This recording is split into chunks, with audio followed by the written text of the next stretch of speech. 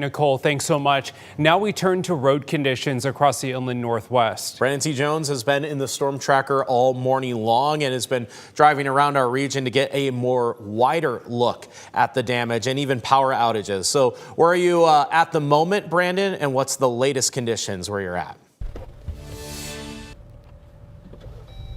Yeah, good morning, fellas. Well, actually, the last time we had a chance to speak, you saw that huge tree that was down on the campus of North Idaho College.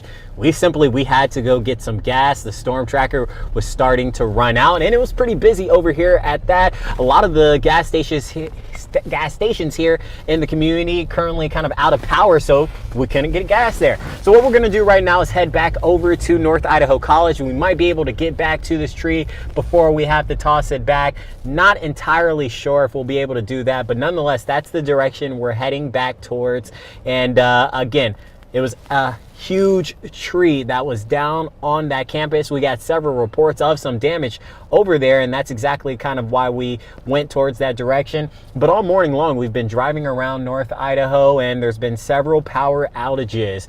On Appleway, that's a power outage we can report. And just a few moments ago, Breaking Bread, it's a restaurant or a bakery here in the community. They just posted on their website that they're closed for the day because of the power outages, because of the conditions here in the community. Of course, we talked about Coeur d'Alene and Post Falls public schools, both of those being closed as well. Again, I'm not sure we'll be able to get over to the tree before we have to toss it back to you here in just a few moments, but that's the direction we're heading. We've seen plenty of other damage here in the community, as well as a rest stop right off of I-90 in the eastbound directions that had a tree on top of a truck.